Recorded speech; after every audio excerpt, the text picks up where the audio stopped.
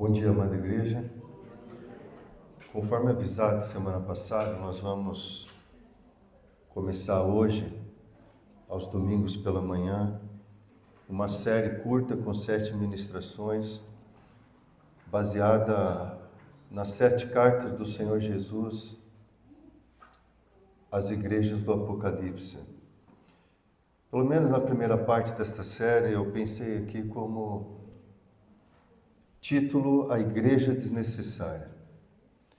Conforme vocês foram orientados, é importante que vocês façam anotações, porque ao final desta série, nós teremos uma reunião em que toda igreja será convidada. Na verdade, serão várias reuniões em que nós estaremos desenvolvendo juntos até o final deste ano, e trabalhando a visão de igreja, a visão de reino, onde que nós estamos hoje como igreja, onde nós queremos chegar a partir daquilo que é propósito de Deus para a vida desta igreja e para cada um de nós. Então é importante que vocês façam as anotações para que no nosso encontro sobre este assunto nós podemos ter um bom desenvolvimento. Então vamos começar pensando sobre a igreja desnecessária. É um título muito forte. E eu tive pensando e refletindo sobre o quanto isso deve de alguma maneira mexer com a gente. Imagine Cristo Jesus chegar aqui a mim, a você ou a nós e falar sobre a igreja desnecessária. E por isso eu peço que você abra sua Bíblia em Apocalipse capítulo 2. Nós vamos começar com a carta à igreja de Éfeso. Nós vamos ler os versos de 1 a 7 de Apocalipse, capítulo de número 2.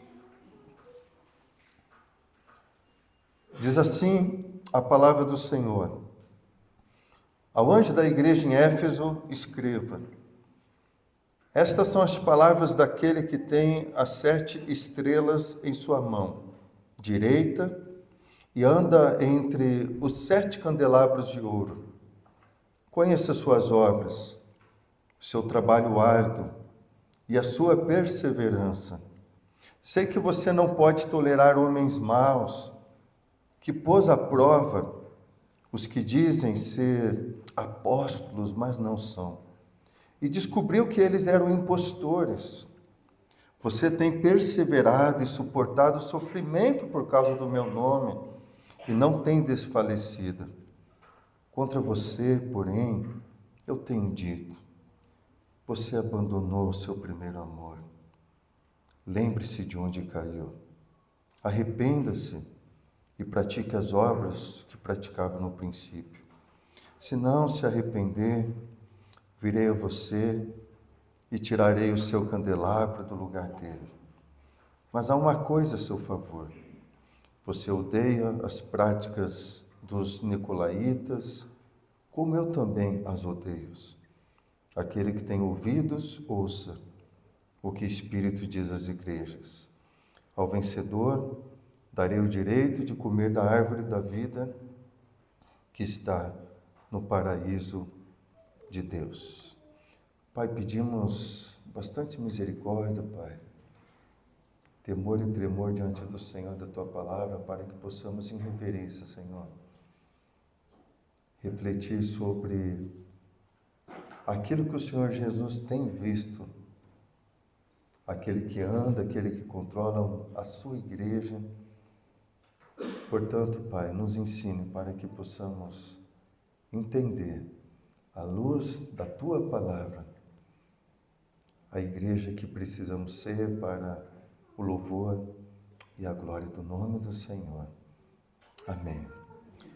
Quero fazer uma breve introdução sobre a cidade de Éfeso para que você possa compreender os desafios que a igreja estava enfrentando.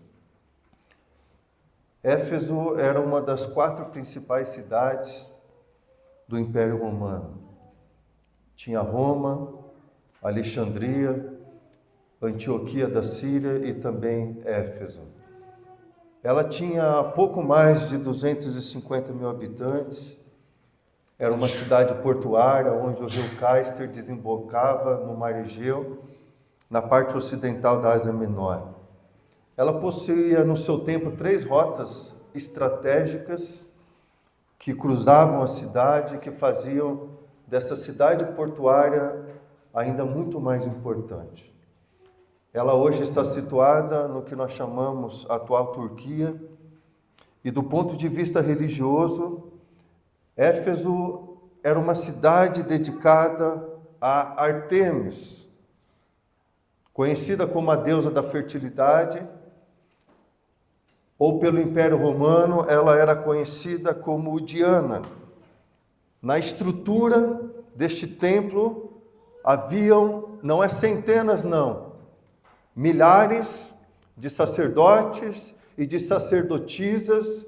A grande maioria destes eram considerados prostitutos e prostitutas rituais. Portanto, uma cidade pagã, uma cidade portuária que vinha gente de vários lugares do mundo, e uma cidade também aberta para imoralidades e coisas do gênero. Esse templo era considerado a maior construção do mundo antigo, e ele foi completamente construído, o primeiro templo completamente construído por mármore, ou com mármore, para você ter uma noção de quanto era rica aquela cidade e a importância desse templo para aquela localização. O templo de Ártemis ou de Diana tinha cerca de 130 metros de comprimento, 67 metros de largura, e ele era composto por 127 pilares ou colunas, e cada uma dessas colunas tinham 18 metros de altura. Só para você entender a magnitude desse templo que nós estamos aqui se referindo. Se você pegar Atos capítulo 19, versículos 23 e 24, você vai ler que ali é relatado um grande tumulto na cidade de Éfeso. Porque o apóstolo Paulo com a sua equipe estão realizando um trabalho fantástico, o Espírito de Deus está operando naquele lugar, pessoas estão se arrependendo e se rendendo a Cristo Jesus, se arrependendo dos seus pecados, se rendendo a Cristo Jesus, e aqueles artesãos que faziam ali pequenas imagens dedicadas a Diana, imagens de prata, e que ganhavam muito dinheiro com isso, eles agora estão vendo a prosperidade do seu trabalho indo por água abaixo. Porque muitas pessoas agora que adoravam a Diana estão conhecendo o grande amor de Cristo Jesus por meio do trabalho de Paulo, da sua equipe, estão, portanto, agora passando a adorar e a caminhar com Cristo Jesus. Então acontece um grande tumulto que é relatado por Atos capítulo 19, e chega um momento que aquele povo que se levanta contra os judeus que se entregaram a Cristo Jesus, certa vez eles declaram: grande é Ártemis dos Efésios. Mas a cidade não abrigava somente esse templo monumental, não. Haviam vários outros templos nessa mesma cidade que eram dedicados aos imperadores, isso mesmo.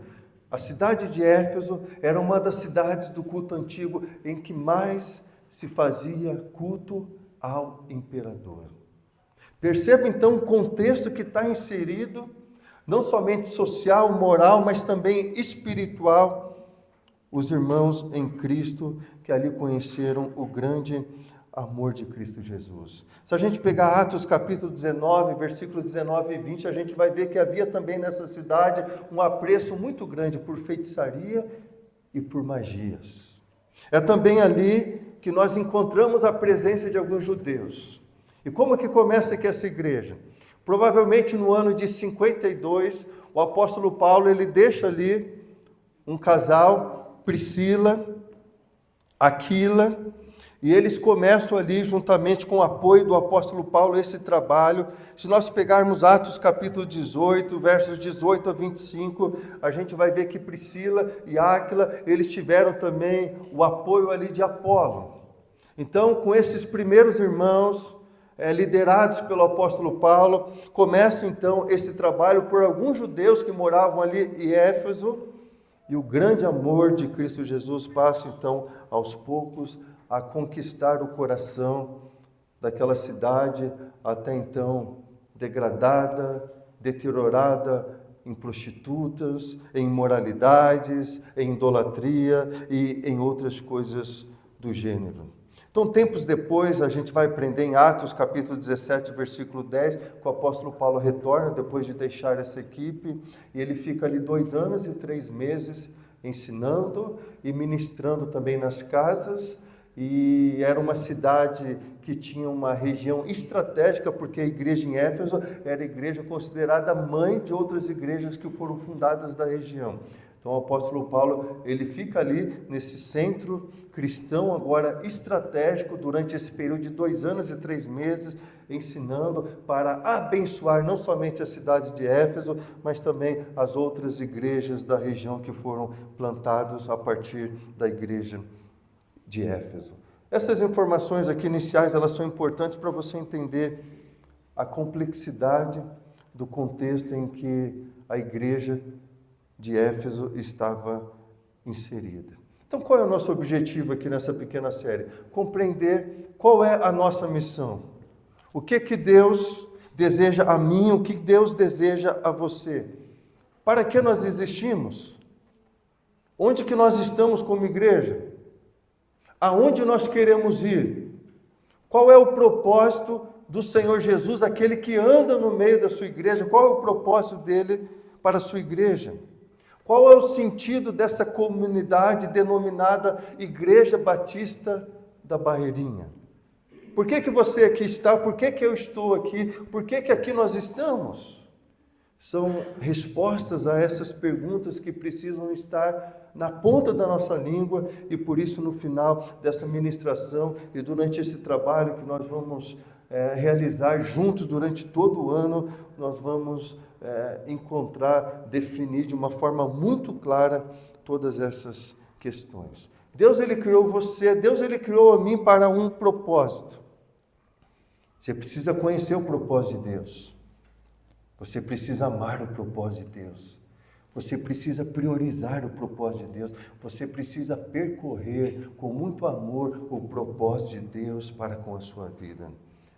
Mas nós podemos dizer que existe um grande perigo. O perigo da gente viver sem propósito.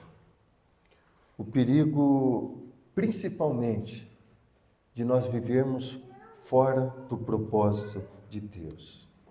Então, uma pergunta importante que nós precisamos fazer: como que eu posso saber se a minha vida está dentro do propósito de Deus? O texto aqui diz que existe aquele que conhece perfeitamente todos os detalhes da nossa vida. E por isso o Senhor Jesus, por meio do anjo, envia 7 cartas às 7 igrejas do Apocalipse, identificando cada andar da igreja, cada obra, pontos positivos, negativos, deixando muito claro que aquele que é o Senhor da igreja conhece perfeitamente cada uma das nossas vidas. Então, se nós precisamos conhecer os propósitos de Deus para a nossa vida, a principal maneira de nós conhecermos o propósito de Deus é justamente buscando a sua vontade por meio da sua palavra revelada. E o Senhor Jesus, aquele que é o cabeça e aquele que é o Senhor da igreja, ele nos conduzirá em graça e sabedoria para que nós possamos trilhar o caminho segundo o propósito que ele tem determinado para cada um de nós. Olha como que começa aqui esta carta. A igreja de Éfeso, ela se orgulhava porque ela fazia parte de uma metrópole. Essa era uma primeira razão do orgulho dos irmãos instalados ali naquela região. Mas era uma igreja mãe também, que com o trabalho de Paulo, Priscila, de Áquila, de Apolo e de outros judeus que ali estavam instalados, outras igrejas foram plantadas a partir do trabalho daqueles irmãos. Então essa igreja se orgulhava também porque era uma igreja mãe das demais ali da região. E é por isso que a primeira carta é destinada à igreja em Éfeso, Diz o texto, diz aquele que tem na sua destra as 7 estrelas, que anda no meio dos 7 castiçais de ouro. Jesus aqui quer ensinar de uma forma muito clara uma verdade que estava sendo negligenciada por essa igreja. Cristo, somente Cristo, é aquele que tem as 7 igrejas. E somente Cristo é aquele que anda no meio dos candelabros. Não é a igreja. É Cristo. O que isso nos ensina? Não deve haver espaço para orgulho no meio da igreja do Senhor Jesus. Não deve haver espaço para vaidade no meio da igreja do Senhor Jesus. Somente Ele é Senhor. Somente Ele é soberano. Tudo aquilo que somos, tudo aquilo que nós fazemos, é por causa daquele que é o Senhor da igreja, daquele que reina em nossos corações. Nós não somos bons, nós não somos justos, mas existe aquele que é Senhor sobre nós, que nos justifica de todos os nossos pecados, de todas as nossas maldades, e Ele exerce poder e autoridade na vida da sua igreja. Tudo aquilo que a igreja faz de bom e de louvável só é possível por causa de Cristo, aquele que reina de forma soberana sobre a igreja. Por isso, no início, nos ensina que é Ele quem controla as igrejas, é Ele quem controla os anjos, é Ele quem controla as estrelas. É Ele que anda no meio da sua igreja, porque Ele se preocupa com a sua igreja. Mas Ele anda também no meio da igreja porque Ele tem autoridade sobre a sua igreja. Então você precisa entender que Deus está no meio do seu povo, que Deus está no meio da sua igreja, louvado seja o nome do Senhor.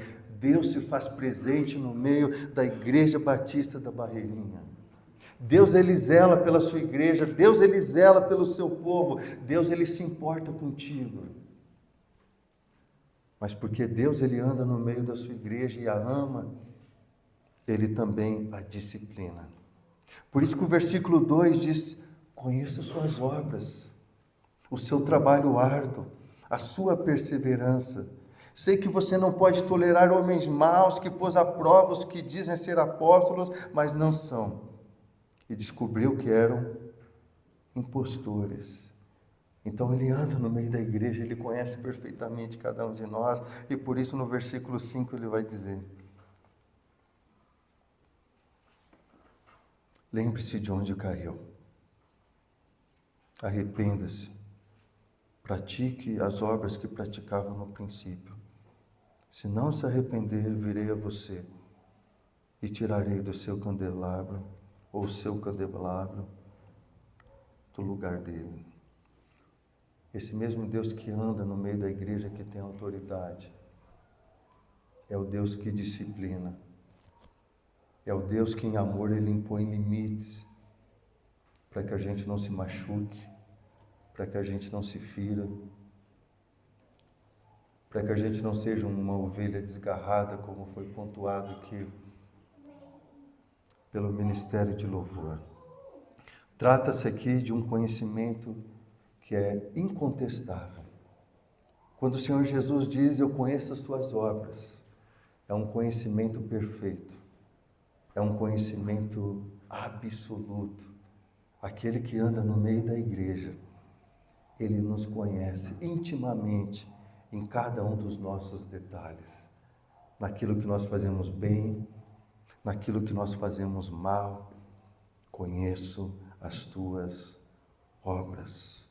Por isso eu coloquei como reflexão no título dessa nossa série, a igreja desnecessária. A igreja desnecessária. A igreja em Éfeso aqui, ela recebe elogios importantes da parte do Senhor Jesus. O primeiro elogio tem relação ao trabalho da igreja, ou a postura da igreja. No versículo de número 2, diz que eles não suportavam os maus. Trata-se que do caráter tanto moral quanto espiritual. Era uma igreja que tinha sensibilidade e preocupação nessa área da vida. Porque havia os falsos profetas que estavam inseridos no contexto da igreja, e Paulo adverte a igreja sobre esse perigo. Falsos profetas, hereges, que com certeza não tinham nenhuma autoridade no que tange a área moral e a área espiritual. E a igreja em Éfeso é elogiada pelo Senhor Jesus porque ela trabalhou arduamente e não suportava a conduta desses hereges e desses falsos profetas. Não suportar aqui indica que no original uma antipatia. A ideia aqui é que a igreja ela não tolerava. A igreja tinha uma grande preocupação com a sã doutrina, e por isso a ameaça desses hereges, desses falsos mestres, era duramente combatida pela igreja de Éfeso. Eles não toleravam. E essa postura e esse trabalho é elogiado pelo Senhor Jesus. O que eles faziam, esses hereges, esses falsos mestres? Eles circulavam em várias das igrejas da região e também nas casas dos irmãos. Alguns deles se intitulavam apóstolos e eles ensinavam doutrinas de homens, por exemplo, doutrinas dos nicolaítas. Pensa, é uma cidade portuária, é uma cidade em que a prostituição é muito grande. E esse cenário degradador está muito claro no templo adiano, o principal templo da cidade. E essa doutrina dos nicolaítas, que esses falsos mestres inseridos no contexto da igreja estão ensinando, eles ensinavam uma liberdade meio que geral, uma frouxidão diante de atitudes pagãs. Eles defendiam uma vida liberal. Não podemos ser tão rigorosos assim. Não podemos ser tão sistemáticos assim no que tange a essas doutrinas. É como se ele estivesse dizendo assim, olha, tem algumas coisas que a gente precisa aceitar. Tem algumas coisas que a gente precisa tolerar. Nós não podemos ser tão rigorosos assim do ponto de vista espiritual e também do ponto de vista moral. Por isso que em Atos capítulo 20, versículo 29, o apóstolo Paulo adverte a igreja sobre lobos cruéis que entrariam em vosso meio e não poupariam o rebanho. É desse grupo que Paulo está se referindo e alertando sobre esse perigo a sua amada igreja. Então a igreja em Éfeso colocou à prova o comportamento e ensino desses falsos mestres e chegou de fato à conclusão de que eram falsos. A palavra de Deus diz em 1 de João, capítulo 4, versos 1 e 3, amados, não creiam em qualquer espírito, mas examinem os espíritos para ver se eles procedem de Deus, porque muitos falsos profetas têm saído pelo mundo. Vocês podem reconhecer o Espírito de Deus deste modo. Todo espírito que confessa que Jesus Cristo veio em carne procede de Deus. Mas todo espírito que não confessa Jesus não procede de Deus. Esse é o espírito do anticristo, acerca do qual vocês ouviram que está vindo e agora já está no mundo. A igreja colocou o espírito e o ensino desses falsos mestres à prova e chegou à conclusão que de fato eles eram pseudos. Então ela é elogiada por essa postura pelo Senhor Jesus. E o segundo elogio aqui tem relação à perseverança da igreja, ainda no versículo 2. Diante desse cenário sombrio, diz que a igreja estava suportando. Ela estava perseverando com paciência em meio às aflições. Diante de situações perturbadoras, queridos, a igreja estava resistindo e perseverando com muita paciência. Essa igreja recebe elogios da parte do Senhor Jesus porque ela aprendeu a sofrer com paciência. A sofrer com paciência em tempos delicados, em tempos difíceis. Era uma igreja que tinha uma confiança e uma fé no Senhor Jesus. Por isso diz o texto que eles aprenderam a sofrer em nome de Cristo. Esse sofrer em nome de Cristo significa que eles se posicionaram a favor de Cristo Jesus. Então tinha o ensinamento desses hereges, desses falsos mestres, eles estavam tentando destruir, em parte, a teologia e a sã doutrina, ensinando comportamentos frouxos, liberais, e diz que a igreja se posicionou ao lado de Cristo e por isso eles suportavam, eles perseveravam com paciência, apesar desse contexto adverso. Irmãos, você pode sofrer sem merecer, mas você também pode sofrer por causa de. É o que estava acontecendo aqui com a igreja de Éfeso. Ela estava sofrendo por causa do bom nome de Cristo Jesus. Dessa maneira a igreja aprendeu a perseverar com paciência e nesse sistema ela trabalhou, diz o versículo de número 3. Esse foi o segredo para a igreja não se cansar. A igreja não chegou à exaustão espiritual. A igreja continuou o seu trabalho firme, suportando toda a dor, todo o sofrimento. E o segredo aqui, irmãos, é perseverança e trabalho. Se você pegar o elogio do versículo de número 2, vai falar de trabalho e de perseverança. Agora vai inverter dizendo como que a igreja tem suportado tudo isso. Porque é uma igreja que persevera com paciência e dessa maneira ela trabalha pelo bom nome de Cristo Jesus e assim ela tem permanecido firme diante da ortodoxia, mas também diante da oposição dos falsos mestres. Mas tem uma declaração de Jesus aqui. E essa declaração de Jesus nos faz entender sobre o perigo de tornar uma igreja desnecessária. Esse alerta de Jesus ameaça o presente da igreja, mas ameaça também o futuro da igreja. Diz no versículo 4 que a igreja abandonou o primeiro amor. O que é isso que Jesus está dizendo aqui? Sabe aquela paixão contagiante daqueles irmãos que estão começando a sua caminhada com Cristo Jesus? Está tão maravilhado, está tão impactado, que passa a anunciar a tudo e a todos a obra reconciliadora que Cristo fez na sua vida. E ela divulga, ela proclama aquilo que ela era e o que é a partir da obra regeneradora de Cristo Jesus. Ela começa a falar do grande amor de Jesus que a transformou e quer que esse amor possa também impactar e transformar outras vidas. Esse tipo de postura é muito comum na vida daquele que está começando a caminhar com Cristo Jesus. Essa paixão muito presente na vida do novo convertido. A igreja em Éfeso perdeu isso. Irmãos, esse problema na igreja em Éfeso, alertado por Jesus, é o problema de grande parte das igrejas nos dias atuais. Igrejas que perderam aquela empolgação inicial e agora vivem uma ortodoxia fria. Igrejas que perderam o primeiro amor. Igrejas que eram profundas agora viraram igrejas rasas. Jesus está alertando a sua igreja sobre esse perigo. E quais são as consequências que acontecem na vida de uma igreja que era profunda e agora virou rasa?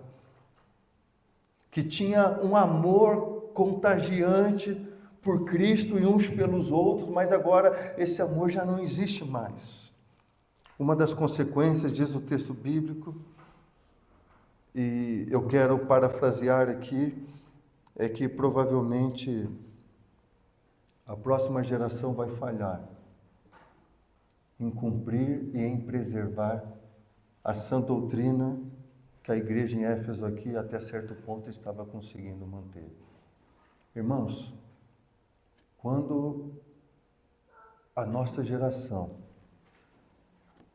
ela perde o primeiro amor, ainda que nós nos esforcemos para manter atividades, para manter doutrinas, mas quando nós perdemos aquela paixão contagiante do primeiro amor, a geração que virá depois da nossa, ela não manterá a boa doutrina.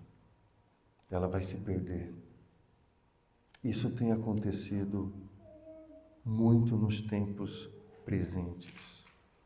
Jesus, ele fala em Mateus 24:12, que o amor de muitos se esfriaria. Estava acontecendo na igreja em Éfeso. Esse mal alertado por Jesus também tem acontecido em muitas igrejas em nossos tempos. Queridos, a característica mais presente na vida da igreja do Senhor Jesus deve ser o amor. Os dois maiores e principais mandamentos tratam do amor. A Deus acima de todas as coisas e o nosso próximo como a nós mesmos. Ao mesmo tempo que é uma ordem tão clara e tão conhecida no meio da igreja do Senhor Jesus, é uma ordem também tão negligenciada. E nós corremos o risco de fazermos muitas coisas em nome de Deus e o amor estar ausente dessas coisas. Podemos fazer coisas em nome de Deus, podemos fazer coisas para Deus e ainda assim serem reprovadas pelo próprio Deus. Olha o alerta que o Senhor Jesus nos faz aqui, queridos. Quando nós fazemos coisas em nome de Deus ou para Deus, e o amor está ausente dessas coisas, nós seremos reprovados por Deus. Por quê? Toda a dinâmica da igreja deve ser o amor. Tudo que motiva a igreja, tudo que move a igreja deve estar fundamentado no amor. A igreja em Éfeso estava fazendo algumas coisas boas. Recebe elogios, mas estava fazendo sem o amor. Aquele amor contagiante, aquele primeiro amor, já não estava mais presente na vida da igreja. Queridos, qual é o motor que deve mover a igreja do Senhor Jesus? Você vai falar, é o Espírito Santo, é verdade, é o Espírito Santo. Mas o amor, queridos, é a base de tudo. Uma igreja dominada pelo Espírito Santo é uma igreja que jamais perde o primeiro amor. E essa igreja que era uma igreja ativa, era uma igreja corajosa. O Senhor Jesus, ele disse, conheço as tuas obras, mas era uma igreja que perdeu o primeiro amor. Irmãos, olha que interessante. O amor é o sucesso, ou é o motivo do sucesso da igreja do Senhor Jesus. Mas o amor pode ser também o motivo do fracasso da igreja do Senhor Jesus. Uma igreja que ama é uma igreja que certamente cumprirá com o propósito do Senhor. Mas uma igreja que deixou de amar é uma igreja que certamente caminhará para o seu fracasso, para as ruínas ou para as cordas. Precisamos refletir sobre os riscos de abandonar aquilo que é vital, aquilo que é indispensável, em detrimento do periférico. Muitas vezes nós estamos preocupados com tantas coisas periféricas no meio da igreja, modelos de crescimento de igreja, atitudes que vão colocar o homem no altar, métodos de crescimento, situações que muitas vezes visam um reconhecimento humano, às vezes poder, fama, aplausos, e muitas vezes nós não estamos visando a glória de Cristo. E quando isso acontece, isso precisa ser eliminado no meio da igreja do Senhor Jesus, porque muitas igrejas hoje estão buscando o periférico, estão tirando Cristo do altar, que somente Ele deve estar.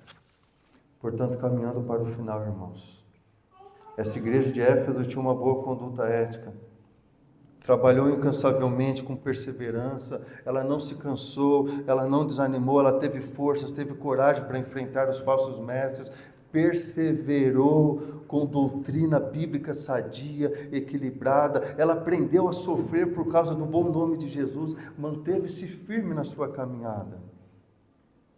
mas tinha abandonado o principal, o seu primeiro amor. Era uma igreja que estava amando muito mais a doutrina, a um modelo, a um estilo de vida, do que ao próprio Senhor. Nós precisamos tomar cuidado. Às vezes nós estamos acostumados a fazer as coisas que nós fazemos na igreja, porque nós fazemos há tanto tempo. E muitas vezes, o que nós estamos fazendo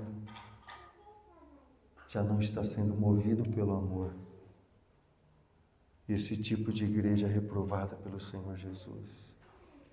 Em outras palavras, eles amavam mais a verdade do que a Deus e uns aos outros. Eles demonstravam zelo pela ortodoxia, mas enquanto isso o amor se esfriava. Irmãos, a doutrina não pode ser mais importante do que as pessoas. Quantas pessoas não foram descartadas por causa da doutrina? Mas o contrário também é verdade. Não podemos desprezar princípios e valores centrais do Evangelho para acomodar pessoas, para adotar prática defendida pelos falsos mestres, ou o ensino dos nicolaítas, essa liberdade, essa frouxidão, aceitar coisas que Deus não aceita no meio da sua igreja. É comum muitas vezes a gente ouvir assim: vamos tolerar o pecado para preservar o bem maior da vida. A igreja do Senhor Jesus não faz isso. Então nós precisamos tomar cuidado para nós não cairmos aqui nos dois extremos. Amarmos a doutrina e abandonarmos as pessoas. Mas não podemos também, em nome de aceitação a práticas que Deus não acolhe, não aceita no meio da sua igreja, não podemos aceitar, negligenciando a sã doutrina, em nome de acolhimento. Jesus, no verso 6, afirma que odiava a prática dos nicolaítas. Aquilo que a igreja odiava, Jesus, ele está afirmando: eu também odeio, vocês estão de parabéns por isso, eu também não gosto. Mas Jesus faz uma pergunta para a igreja: cadê o amor de vocês? Cadê o amor de vocês? Doutrina sem amor é legalismo, irmãos. E amor sem doutrina é frouxidão, é relaxo. Cadê o amor de vocês? Sempre que você priorizar algo na igreja ou fizer sem a motivação do amor, significa que você acolheu aquilo que é periférico. E olha a importância de nós entendermos sobre essas palavras do Senhor Jesus. Quando nós colocamos qualquer outra coisa no lugar de Deus, o lugar que somente Ele deve ocupar, significa que nós escolhemos pelo periférico. Mas se tudo aquilo que nós fazemos no contexto da igreja é baseado no amor, significa então que nós amadurecemos espiritualmente o suficiente ao ponto do Senhor Jesus permanecer como nosso primeiro amor. O amor deve ser a base de tudo. Tudo que nós fazemos precisa ser motivado pelo amor. Portanto, uma pergunta que o Senhor faz a mim e a você: o que você faz hoje? Você faz para Deus ou você faz para ti mesmo? Até mesmo as coisas que você faz em nome de Deus, você faz preocupado por algo em relação a ti? Ou você faz motivado pelo seu amor a Deus? Precisamos decidir aquilo que é mais importante para nós. E se o amor não for a base de tudo, nós precisamos nos atentar às palavras de Jesus e nos arrependermos imediatamente. Precisaremos então nos lembrar de onde caímos. É o que Jesus diz. Lembrar de onde caímos é resgatar a memória, aquele primeiro amor, aquela paixão contagiante. Como nós estávamos maravilhados, impactados com o amor de Jesus, quando nós começamos a caminhar com Ele. Como as coisas aconteciam de uma forma natural, doce, suave, porque o Espírito Santo de Deus estava colocando uma alegria inconfundível em nosso coração. E aquilo que nós fazíamos é por causa do amor de Deus que nos alcançou primeiro. Lembre-se, Efésios 5:25 diz que o Senhor Jesus morreu pela sua igreja. Jesus morreu pela sua igreja porque Ele amou a sua igreja. Você precisa voltar hoje às obras que praticava anteriormente. No início da sua caminhada com Cristo. Como que está a sua vida com Deus? Está profunda? Está rasa? As coisas que você tem feito em nome de Deus ou no contexto da igreja, é motivado por amor? Ou é motivado por algo pessoal?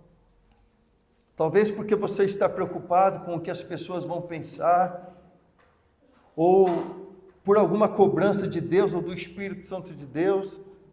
Você faz as coisas com esse interesse ou você faz motivado pelo amor a Deus? Sua vida está fervorosa? Se está, mantenha.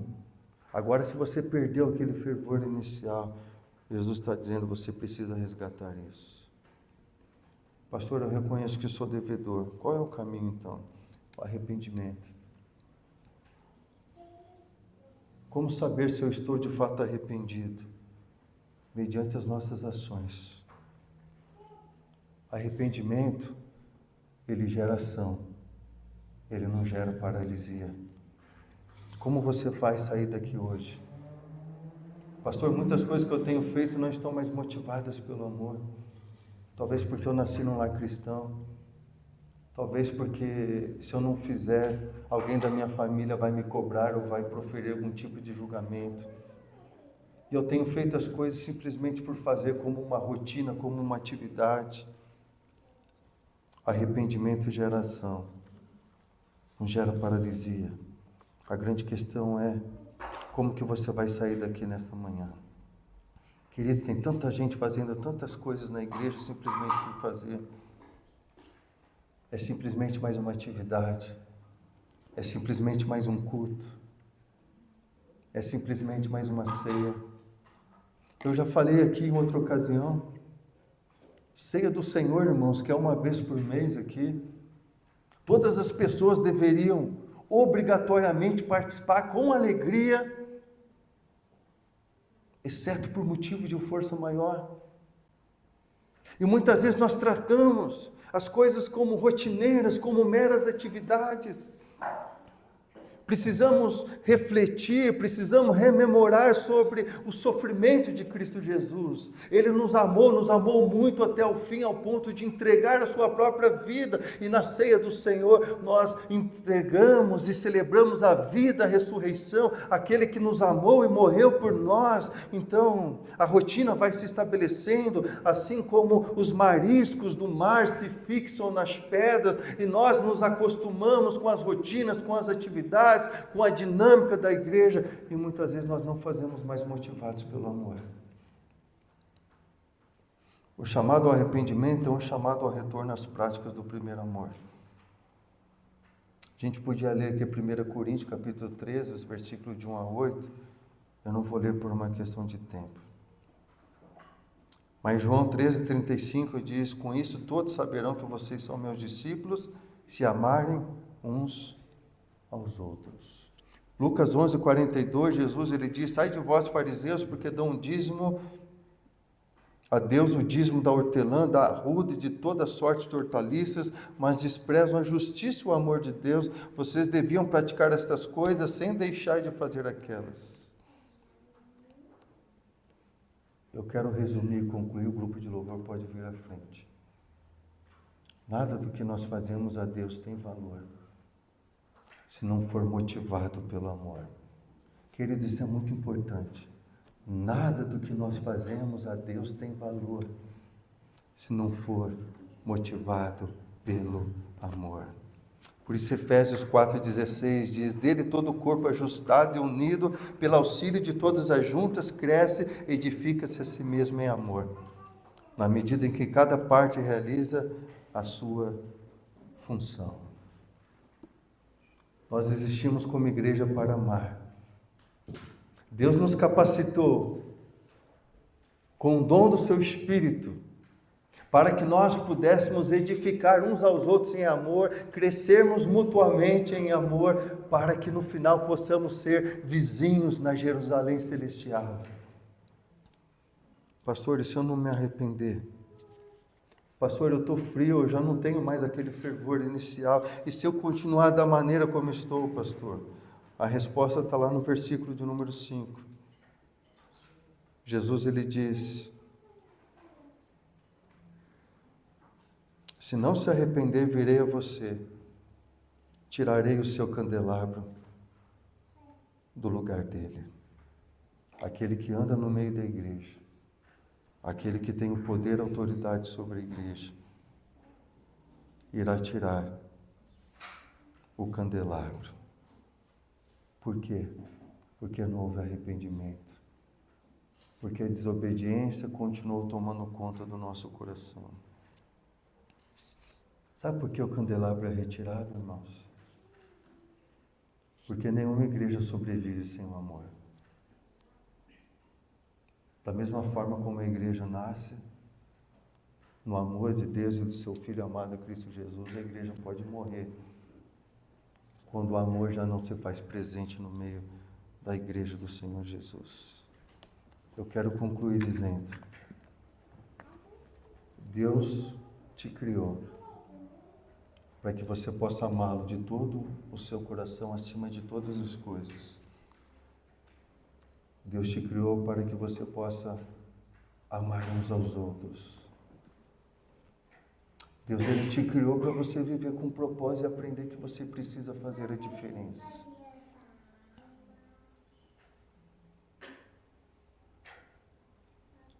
Deus, ele te criou para ser sal da terra, para ser luz do mundo. No mundo em que os valores morais e espirituais têm se deteriorado rapidamente, você precisa preservar com os valores de Cristo e do Reino. Onde muita gente tem ensinado e estimulado a fazer muitas coisas erradas, nós não podemos ter compromisso com o erro. Precisamos ser luz. Num mundo marcado por trevas, por escuridão, por morte, pelo abandono de Cristo, precisamos levar a luz de Cristo Jesus com atitudes diferentes. A Juliana, trabalhando muito tempo com criança, e é difícil porque às vezes pega algumas crianças em situações delicadas, às vezes vítimas de abuso, de violência, de maltrato, e é muito comum em escola a criança pegar piolho.